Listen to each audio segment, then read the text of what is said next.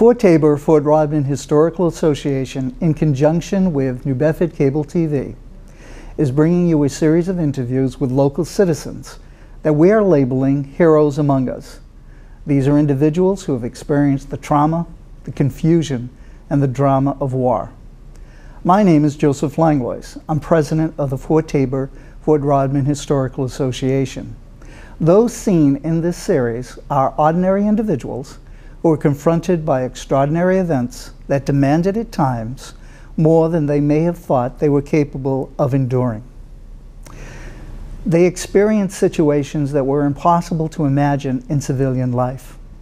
Some of those interviewed participated in historic military engagements, while others were often involved in conflicts that were kept from the public for years. We will not be discussing strategies or outcomes, but rather take a more focused, a more personal, and a more intimate account of events.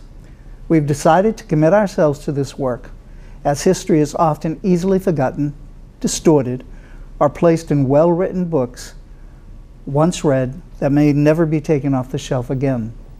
Most often, the roles of thousands of seamen, soldiers, airmen, and officers are often lost in time. Our hope is to preserve their memory, record their experiences, and allow others to learn from the bravery, the courage, and the indefinable spirit that mankind is capable of during periods of intense stress of the type that is often encountered during war.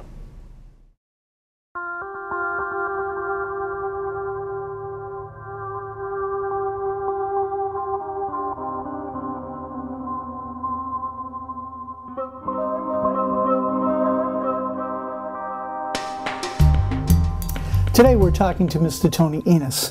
Mr. Enos served in the Pacific during World War II on board the Sealion II. He's going to tell us about his experiences on board that ship, which included for him 6 patrols. During World War II, the Japanese Navy suffered severe losses as a result of the submarine fleet from the United States. Over 5 million tons of shipping were sunk. This included over 340 warships, over 1,000 merchant ships. But these losses came at a cost to the United States as well.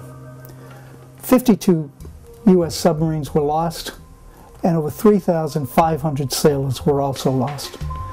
But in comparison to the other combatants during World War II, the losses were relatively small, even though for us, any ship, the loss of any life is significant. The Germans lost over 800 submarines. The Japanese lost 128. Now, the Sealion had a very distinguished and quite a long career. It was launched October 31st, 1943. It served very honorably during World War II. Following World War II, it was converted to an amphibious ship.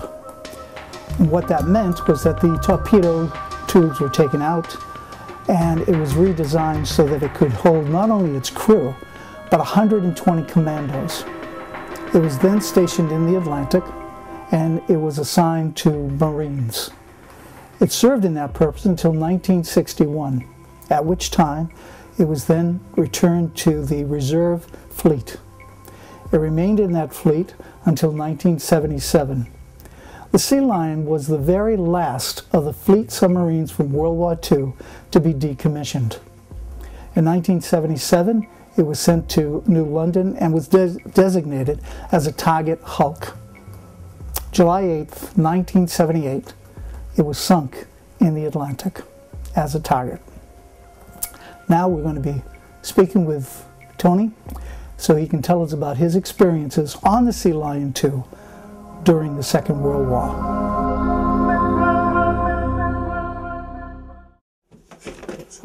We used to use upstairs at one time. We had our bunks up here. It was our bedroom.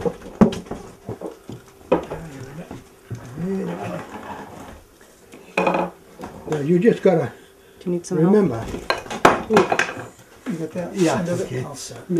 I'll put it. See, it's not that heavy, but it's heavy enough for bulky. Yeah.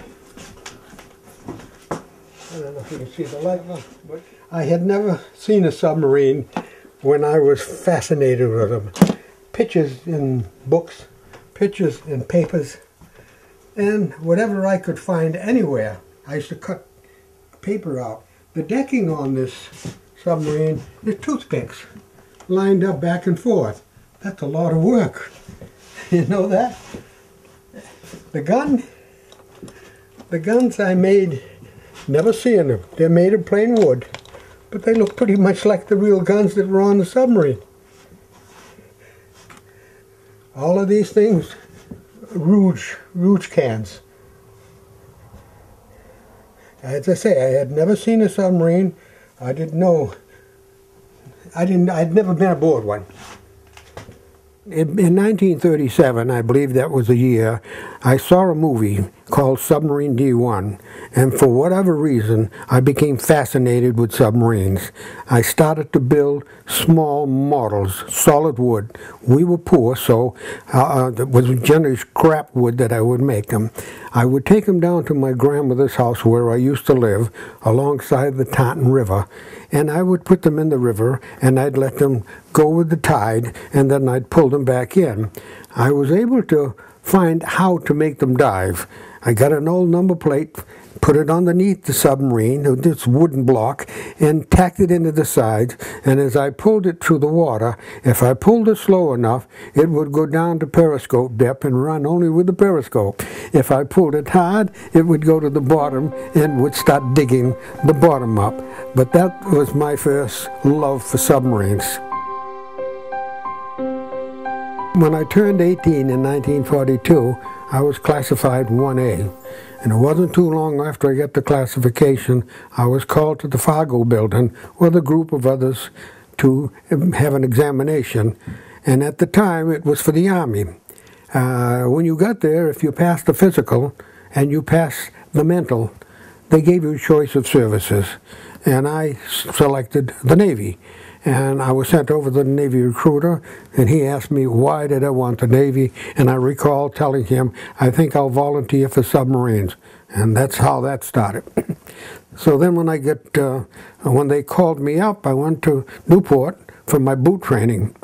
Halfway through boot training, which was probably about a month and a quarter, they put a notice on a bulletin board, any volunteers for submarines, put their name down. I put my name, and one other from my company put the name down.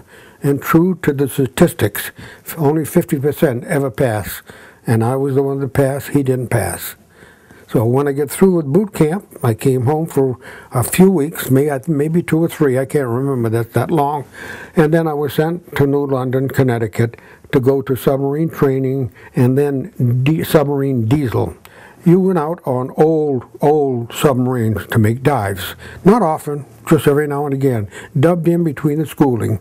And besides that, you had to go through a tank that they put air pressure into it, about 6 or 7, and they would watch you through a porthole, to see whether you panicked, whether you had pain in your ears or anything.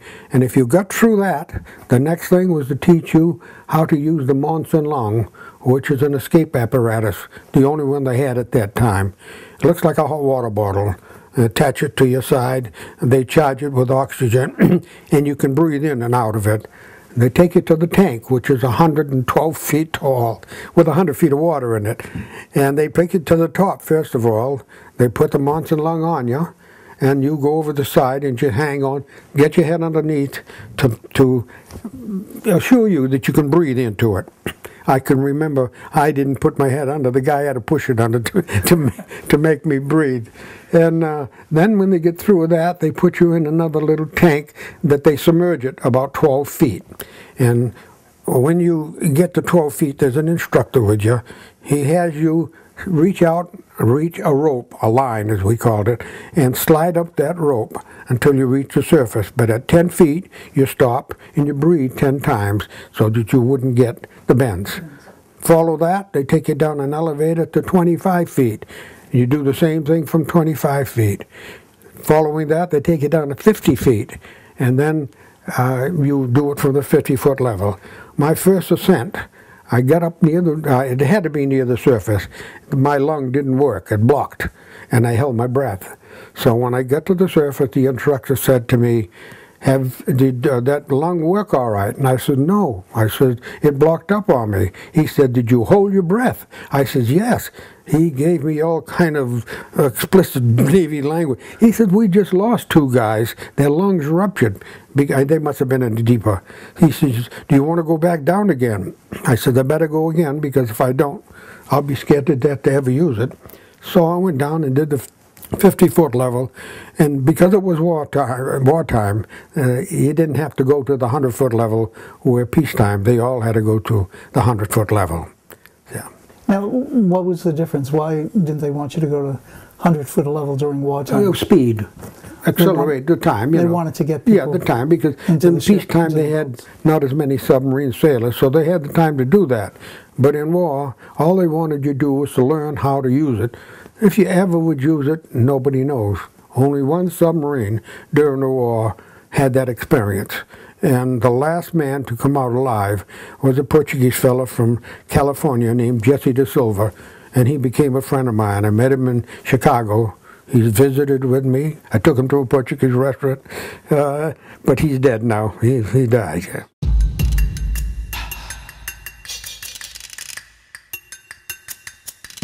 When I got through with my boot camp training and my submarine training, they gave you a choice of services again, not promising that you'd get it. And I put in for new construction being built at Electric Boat in New London, Connecticut. It gave me a little more time to be closer to home. And lucky, I was assigned to the USS Sealion. She was still on the ways, and when I'd have to go to the school of the boat, we would go down there. You'd get in underneath, as a matter of fact, the big flood holes that dove the submarine. You walked through the submarine. You learned as much as you could during that period.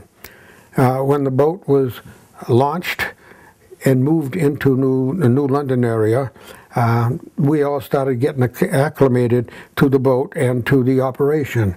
I forget what month it was, but probably in March of '44, the boat was commissioned, and we did our operations for about a month in the surrounding area before we left to go to the war in the Pacific. My first assignment was not an enjoyable assignment. As a new guy with no background at all, I was assigned mess cook. That's like KP. Yes. Yeah. So I had that for 30 days, and I was promised that after 30 days, somebody else would be shoved into it. But it served its purpose. On submarines, you didn't have enough bunks for everybody, and you had to have some that would hot bunk. In other words, you get out of your bunk to go on watch, somebody else would go to your bunk and go to sleep.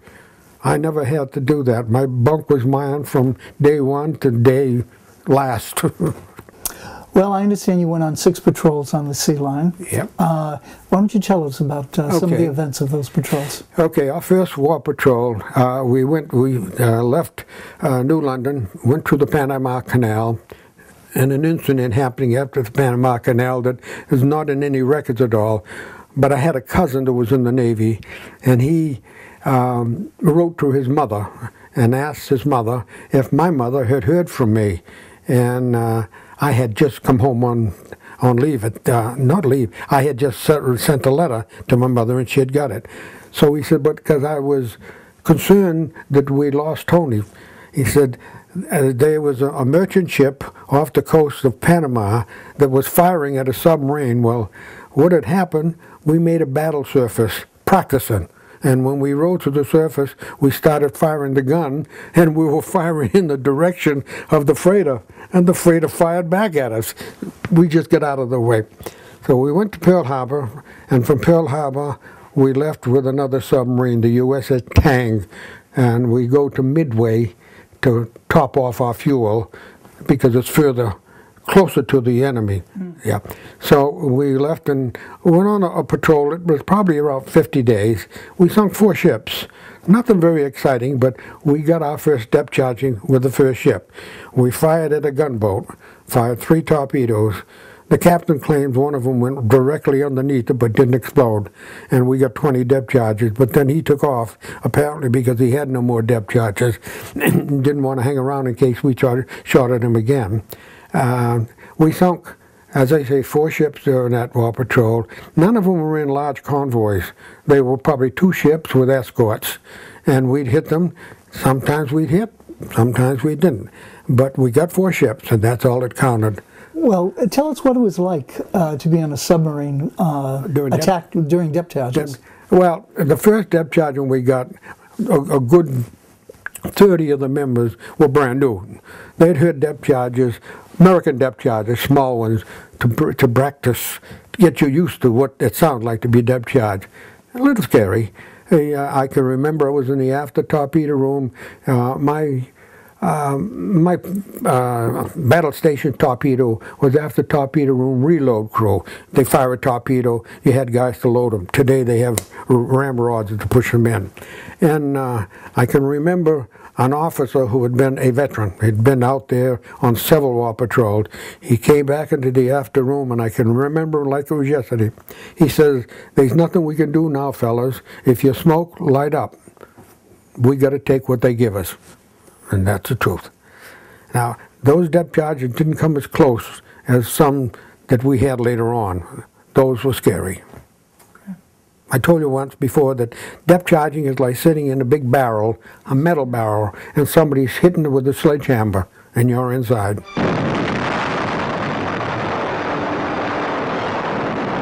So there's a lot of vibration. A lot of vibration. A lot of noise. A lot of noise, and submarines have insulation, they're caulk insulation when they're built, and if the hull gets bent for the depth charge, some of that cracks and falls out, and sometimes the lights go out. We didn't get as bad a depth charge. There were a couple of boats that got very serious depth charges for 5, 6, 7 hours, and they were kept deep.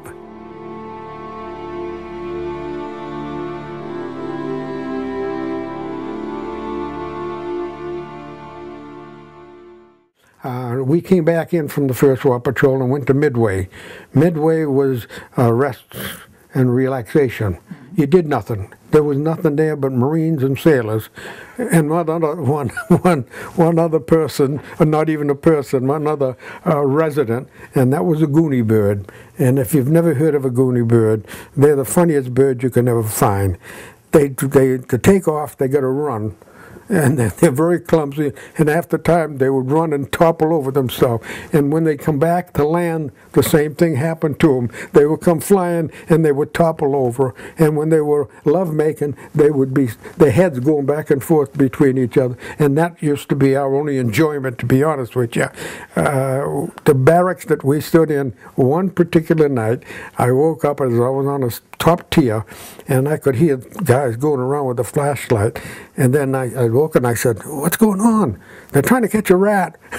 And the guy next to me put his hand on my bed like it was a rat. I got off that bed and I went down to the submarine. And I slept on the benches in the mess.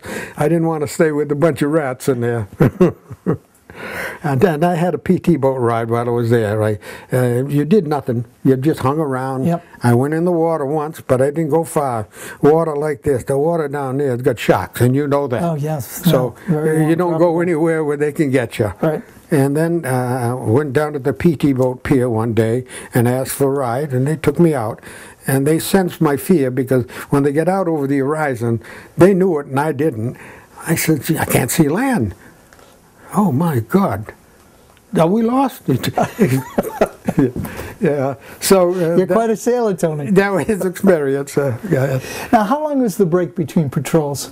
At the break between patrols, you came in and you got 2 weeks of rest and relaxation. Then you came back to the boat and you finished off what the relief crew didn't fix. When you come in, the boat is put aside. They make a list of what's to be repaired. There's a relief crew made up of some submarine men, some men that are in the submarine service but haven't gone out on the boat. And they come aboard and they clean up the boat, paint, repair what has to be repaired. We come back and finish off, after 2 weeks, finish off what they didn't complete, and then we have to operate in the submarine diving area for 2 or 3 weeks to brush up again and to pick up new ideas that the submarines have had on patrol. In other words, they go out there, something happens, and they were able to fix it. They let us know what they did, so you repair that. In Pearl Harbor, which was the next place we went to, we had a bad experience there. Somebody had found a Japanese gun in one of the islands we had stayed in. This is the story I got. And he hid it behind some stuff on the submarine. And we had gone down, we were down 500 some feet, silent running. I can remember sitting on the bunk talking with a friend of mine, and we were perspiring like mad. And we looked to the to the control room, and one guy came through the hatch and fell down. And another guy came and fell down, 3. And we had been down 500 feet. We were starting to come up. They had an electric fire in the control room, and that controls the boat. That controls the boat. Somebody was smart enough to hit the air pressure and bounce us to the surface. If this has happened on a war patrol, dead duck.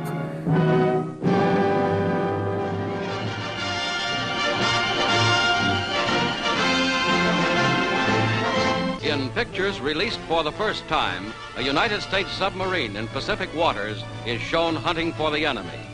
Moving on the surface when possible, the submarine has now picked up radar signals indicating that a Japanese ship is near. The crew goes below. The submarine slides under the water for one of the many attacks that spelled destruction for Japan's irreplaceable shipping. Through the periscope, the commander looks out over the ocean's surface. Notice the calibrations on the periscope lens.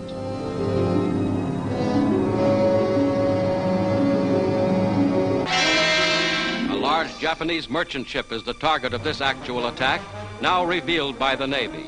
A special movie camera attached to the periscope records the action. A torpedo is released.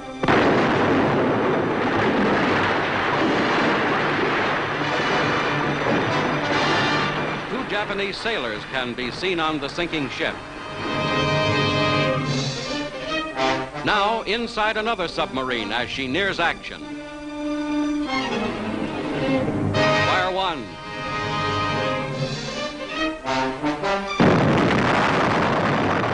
After the second patrol, we went out from Midway, and we went to meet 2 or 3 other submarines that were on station in the Bashi Channel, which is a body of water between the island of Hanoi, near China, belonged to China, and the northern tip of the Philippines, and that's in between there.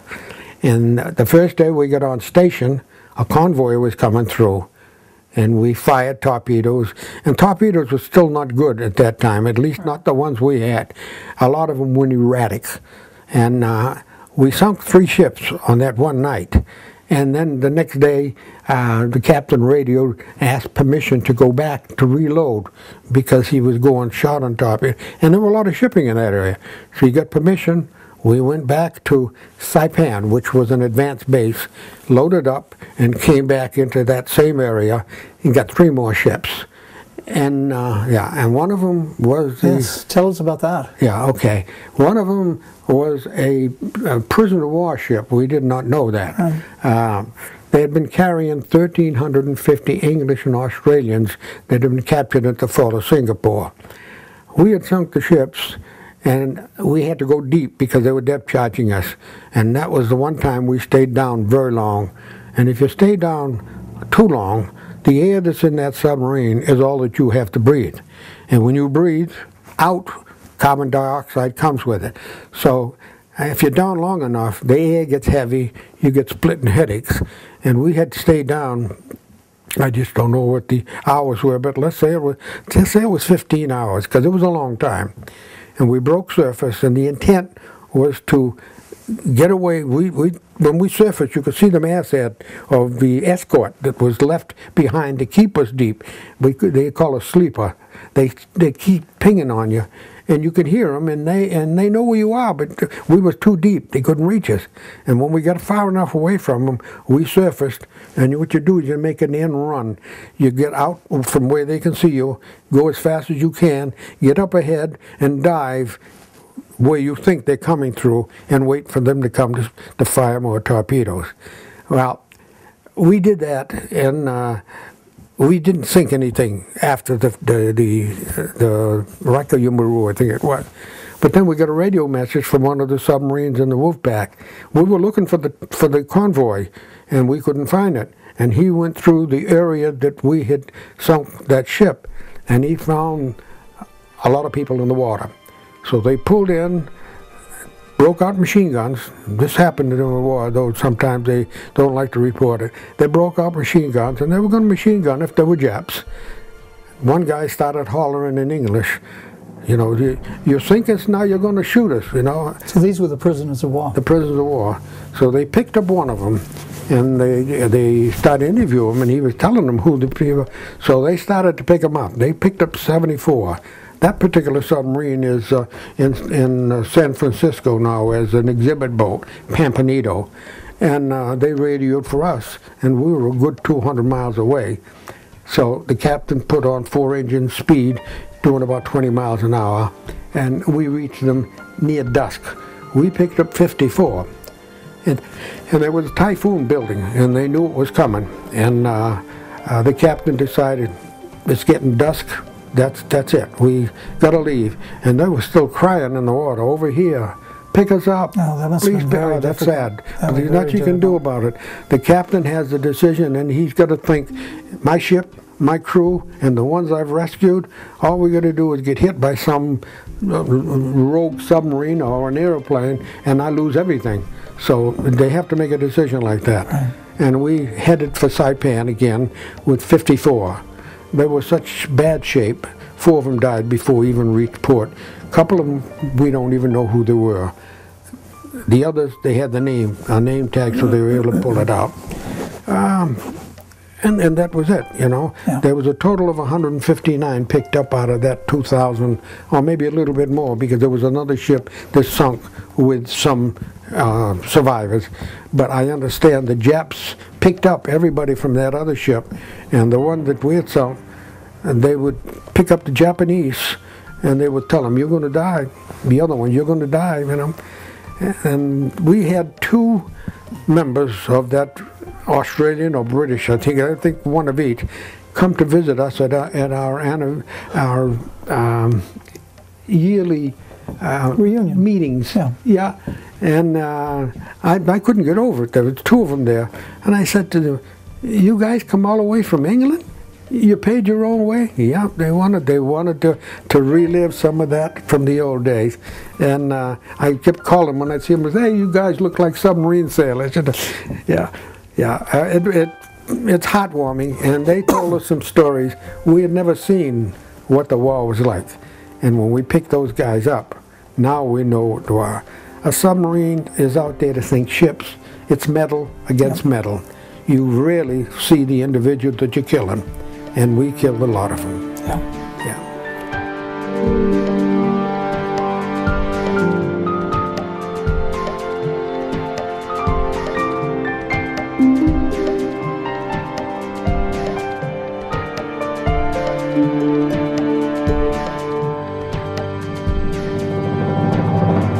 So that was the end of our second war patrol, which was an important war patrol. We dropped the people off at Saipan, and then we headed to Pearl Harbor. We stayed at the Royal Hawaiian Hotel. Oh my, that sounds better than Midway. Oh yeah, that's the only place that was good, for 2 weeks. And then from there we left to go on our next war patrol, which was the best war patrol we had. And if we had only had the reporter that came aboard stay with us, it would have been written up, and it would have been the #1 submarine story of the war. The Navy didn't want war correspondents to go out on a submarine with us. We're the silent service, so you take on a reporter, everything's going to be reported to the news. So we took this guy aboard, and they bunked him in the forward torpedo room. And we had sunk 10 ships now in the first 2 war patrols, so we were considered a hot boat. And whether they wanted to rattle this guy's cage, some of the crew members in the forward torpedo room started telling him, "This guy's going to kill us. He's crazy." The captain, he's crazy. Yeah, we sunk 10 ships. He does some things that nobody else would dare to do. He heard that long enough, so when we stopped at Midway to top off our fuel tank, and he had put on board the most modern wireless equipment you could have, that stayed on board. He got off, never went any further. Never went any further. So we went off, and it was a bad war patrol. Everything went wrong. We ran into a trawler, and we were going to have gun action. My first war patrol, I was the reload on 20 millimeter. For the rest of the war patrols, I was the gunner on that 20 millimeter. So up on deck to shoot at these guys.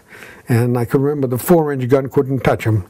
And they try to get them way off so we wouldn't have to get close enough. And then when they get closer, and they were coming to do battle, we were shooting. I thought I was hitting them. I could see the traces go, but it might have been going over them. You know, they claimed nobody was hurt. We got out of there. The captain didn't want to have any of the personnel killed. It was too early in the patrol.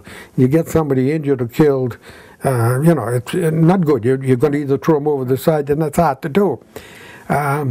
So we left that, and we went closer to the island of Formosa, which is Taiwan. Yes. And I don't know, I can only imagine. We were supposed to operate on the east coast of Formosa. We weren't getting anything. And then we had a battle, a torpedo, what they call battle station torpedo drill on one of the occasions. And everything was ready to like we were actually doing it. Sure. One of the officers hit the button to fire the torpedo out of the stern tube, and it ripped out the door, and we lost the torpedo, and we sacrificed our ability to go real deep, because now that outer door held out the water. Sure. And the inner door was a double protection, so we wouldn't be able to go deep. That wasn't good. No. The captain annoyed, but I mean, what's he going to do? It's happened. And we patrolled for a while, and nothing. We saw nothing. And I still think the captain was a very daring person and a no-nonsense man. And I think he just wanted to go where their ships were. There was a string of mines that were planted by the Japanese along the island on the southern part of Japan to go all the way down to Formosa, which is Taiwan now. Right. And we knew they were there, and submarine commanders were warned. You know, no submarine had penetrated that area. We went through, and we were shooting mines with rifles during that spell. My recollection, we probably shot about 4 or 5 of them. And then at night, you can't see them, and we're on the surface. The captain rigged the ship for collision. In other words, it's to give you a little more assurance. We're going to do nothing for you. Close all the bulkhead doors on the submarine, and if you hit a mine, she's going to flood. And the only thing that's going to sink. The only thing that was bad about that is that if you sunk and you were in a compartment that was still intact, where do you go? And you're going to die there. Yeah. And that's the thing that scared me more than anything else on the submarine. Going to drown, you're drowned. You're going to get shot, you get stuck on the bottom and live there for a day or two, pulling your hair out because there's no way out. You're in your coffin. That's scary. Scary. So anyway, we got through the area, and we were in shallow water. This is between Formosa and the China coast. And when you say shallow water? Shallow water, 150 feet. Okay. 150 feet. We had to stay submerged during the day because there were a lot of fishing boats from the China coast out. And we didn't want to be seen, number one, because if you're seen, they report a submarine in the area. Now, we were there, I don't know, several days, and then one night on the surface, our radar says we're contacting land. The captain says, can't be contacting land. That's 40 miles away. He went up, and one of the operators said, if it's land, it's moving. So whatever it was big. And so the captain came up, got ready for war. We tried to get ahead of what it was to be in position to fire at them later on. They looked, as the radar cleared, as they got closer, it looked like there was a formation of 7 ships. It looked like a cruiser, 2 battleships, a cruiser with 3 destroyers on the outskirts. So they were all warships? Pardon? They were all warships? Oh yes, they're all warships, yeah. As a matter of fact, after the war, I found out that it wasn't just 2 battleships. There were 3 battleships. And the first one was a light cruiser, the Yagi, and the next one was the Congo. Then they had the Nagato. And behind them was the Armada, which was the biggest battleship in the world. But they're not close together, so they staggered out thousands of feet between them. And the Armada was carrying up the rear. And we couldn't figure that they didn't know we were there. But again, they never expected a submarine there. There'd never been a submarine in that area. The current was strong, and if there was a submarine, he wouldn't have stayed on the surface. He'd have dived when he picked them up. All false thinking. So the captain raced the submarine as fast as he could. We can only do about 18 knots, 19 knots, 21 at the maximum, and the seas were starting to get a little bit rough. So we got up ahead and waited for the targets to move in. We prepared to fire at the first battleship, which was the Congo. We didn't know what it was a battleship. And destroyers started to come in between. We could see the destroyers. And the captain decided to set the torpedoes at 8 feet, which is too shallow to do damage to a battleship. But he set it at 8 feet. He fired 6 torpedoes at the first target. He spun around and he fired 3 at the second battleship. We had lost that one in the rear, so he only had 3 torpedoes. We got 3 hits on the first battleship, and we got 1 hit on what we thought was the second battleship. The Japanese didn't know what hit them. When you stop and think of it, they had 500,000 tons of shipping against 1,500-ton submarine. They had 8,000 men compared to 80 men on a submarine. So this is like a chihuahua chasing a bunch of pit bulls. It was funny. Funny, but not funny. Well, they didn't know what hit them. They started firing anti-aircraft gun in the air, and I have a tape around here somewhere, and I can't find it. You hear the captain saying, they're dropping depth charges, and you hear the pop, pop, pop, and now they're firing anti-aircraft gun. But they were confused. They didn't know what it was. They didn't know what hit them, as you said. They didn't know what hit them. Right. And the second battleship that we would have hit with a stern torpedo tube, they turned.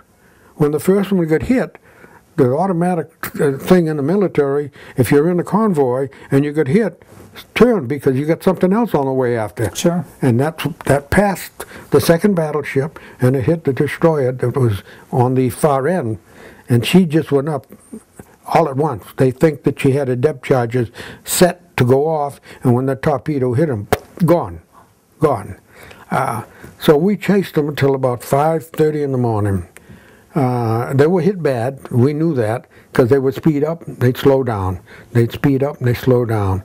And finally, just before dusk, the Congo listed too much. What sunk her wasn't as much as the torpedoes, as much as them trying to get away. The faster they traveled, the more water was going in, until finally they got so much water inside, it tipped them. It tipped them, and the shells that they had fell over and for some reason exploded. Normally they have to set them, but for some reason, 1 minute she was gone from the radar screen. And I always thought that there was no survivors. And I finally got a report not too long ago that said there were 200 saved out of that crew of about 1,500. The Japanese destroyer, nobody. We killed 1,600 Japanese that night.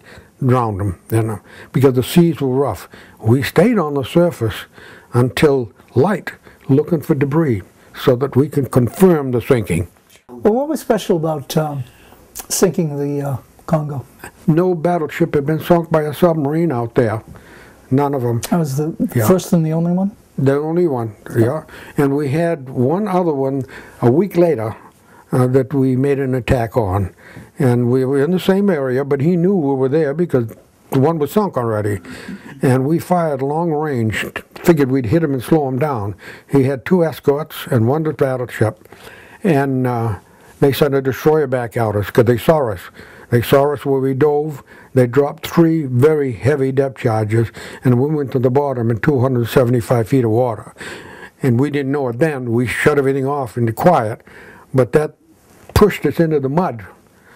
And when we get ready to surface, we were stuck, like putting a boot in mud and then trying to pull it out. So they had to rock the boat a little bit to get water to flow underneath to break the suction. And how do they rock the submarine? Pumping from one side to the other. Okay.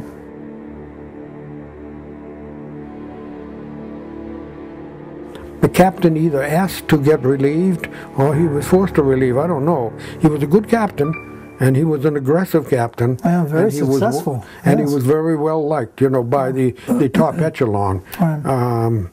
The captain we were going to get was riding with us as a prospective commanding officer, a much nicer man, a much more careful man, but still an aggressive captain.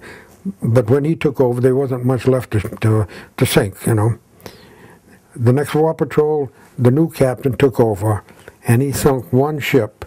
He made an attack on one ship with 2 escorts, and they all veered and missed him.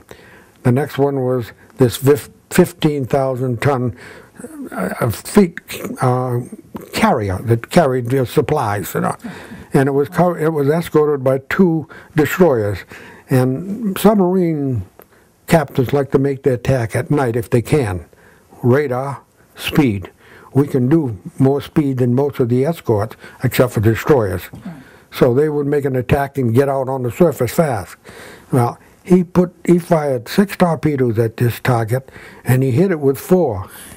And normally we sunk the battleship with 3. And the 4, this thing wouldn't go down. Wouldn't go down. And he couldn't get back in again. He stayed all night long circling around trying to get in. The destroyers kept blocking it off. And he finally fired another 3, and he got 2 hits out of the 3. And then she started to settle. Whatever she was carrying was keeping her afloat. We thought it might be rubber. We thought it might be rubber. Rubber would be buoyant, and she finally started to settle. The only ship he sunk during that war patrol was that one, but it was a big one. We had 6 war patrols now, and after 6 war patrols, a submarine is generally sent back to the States for major overhaul. We came back to the States. I'd come home on leave. I was heading back to the submarine, and the Japs surrendered while I was over Chicago. Good for you. Yeah, thank God. Yes, good for you. Thank God, yes. Yeah. So I stayed in, put the boat out of commission, and then when they got enough points, I got sent home. But I was lucky, though. I met people in San Francisco that took me in like a son. And the guy wasn't that old. The guy was about 30 years old. I was, what, 21, 22? His mother was middle-class Italian people.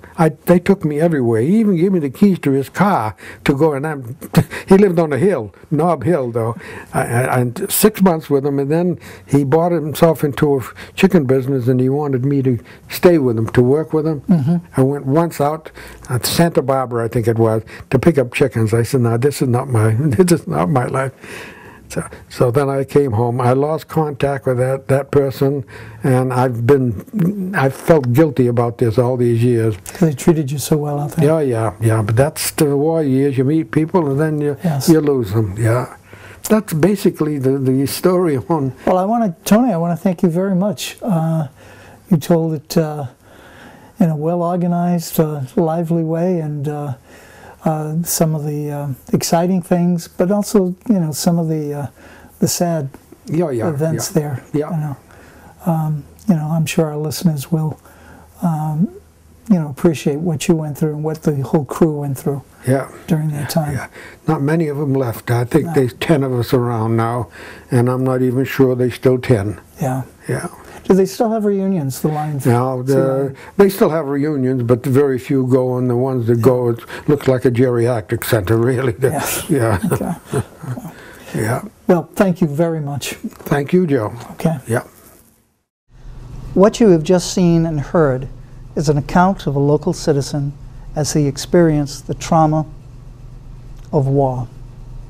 The goal of the Fort Taber Fort Rodman Historical Association, in conjunction with New Bedford Cable Access TV, in bringing you this interview, was not to glorify war, but rather keep the memory of these brave individuals alive as they experience these hellish events.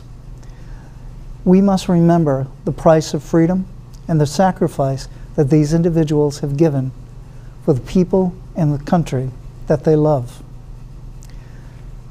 Their courage serves as a role model for individuals of all ages that when confronted with stress and seemingly insurmountable problems, that we must face them boldly and with courage.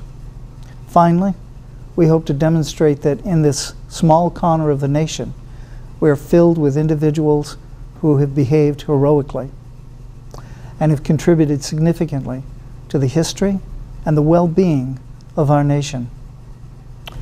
We want to thank you for watching Heroes Among Us.